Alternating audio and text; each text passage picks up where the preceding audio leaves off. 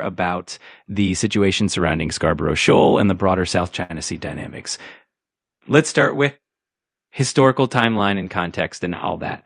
So in late 2024 and through 2025, the long simmering dispute between China and the Philippines over Huangyan Dao, internationally known as Scarborough Shoal, has escalated into a full-blown geopolitical and legal conflict.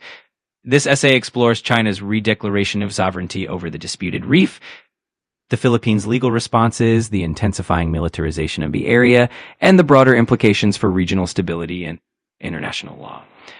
Over the background, territorial claims, and strategic geography, Huangyan Dao Scarborough Shoal lies approximately 230 kilometers west of the Philippine island of Luzon and falls within the Philippines' 200 nautical mile exclusive economic zone.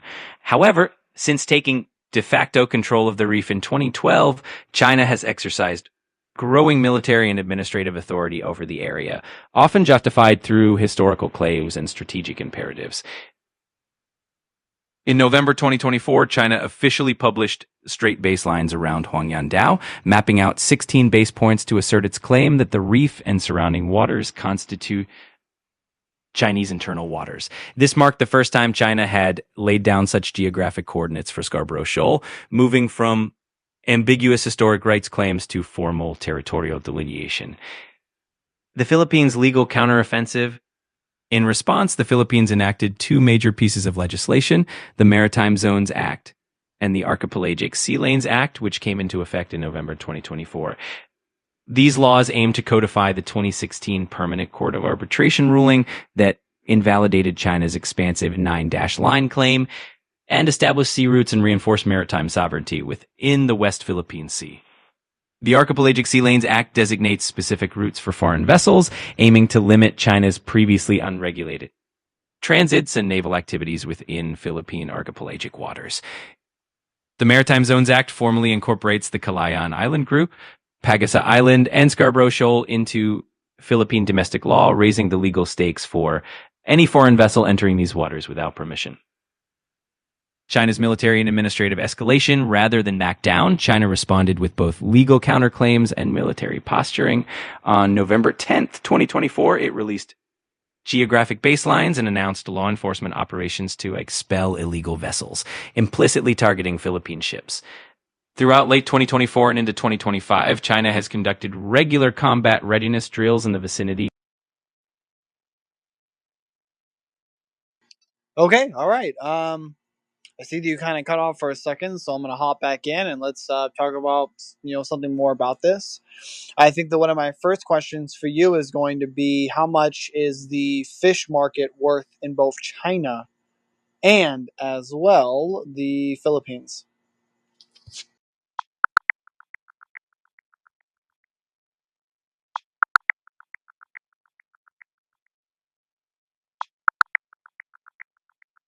In 2024, China's fishery industry was valued at approximately 1.53 trillion yuan, which is a huge market.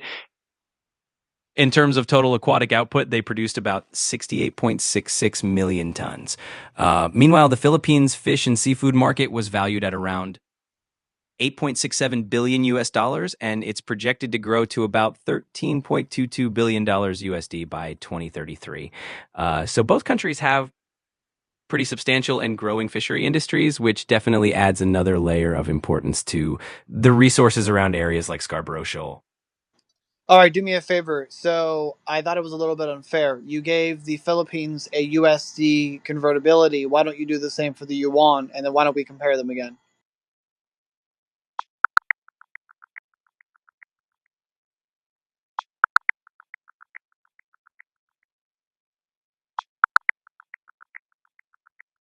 Got it. Let's convert China's fishery industry value into USD for a more direct comparison. In 2024, the exchange rate of one Chinese yuan was roughly around 0.14 USD. That would put China's fishery industry at approximately 214 billion USD. So comparing that to the Philippines' 8.67 billion USD in the same year, you can see that China's fishery market is substantially larger. It really highlights just how significant the industry is for both countries. Is there any danger to the ecosystem in that area due to overfishing?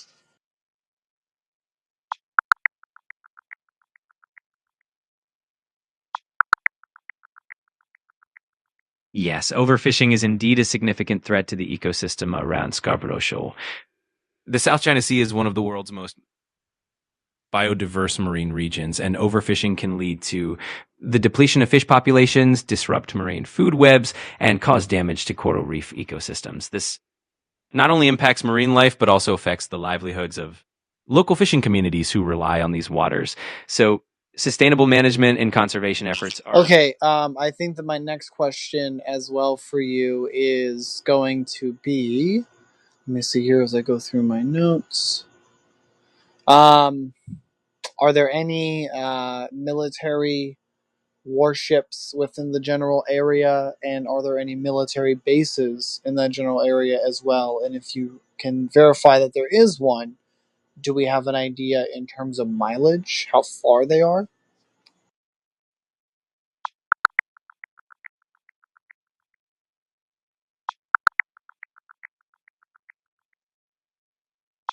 Yes, there are definitely military vessels operating in the area around Scarborough Shoal.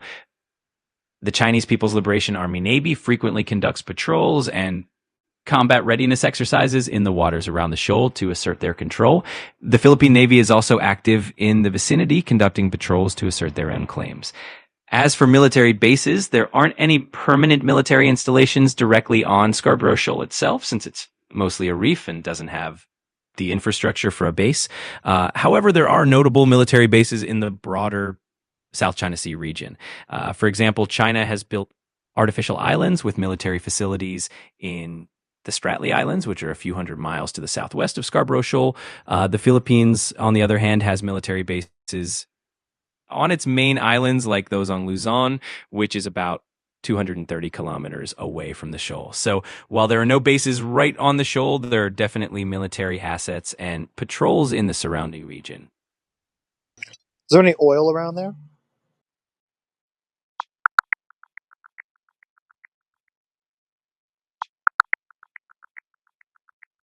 Yes, the South China Sea, including the areas around Scarborough Shoal, is believed to have significant oil and natural gas reserves. Estimates from the U.S. Energy Information Administration suggest that the region holds around 11 billion barrels of oil and about 190 trillion cubic feet of natural gas in proved and probable reserves. However, because of the ongoing territorial disputes and the sensitive political situation, exploration and extraction activities in these waters are limited and often complicated by the overlapping claims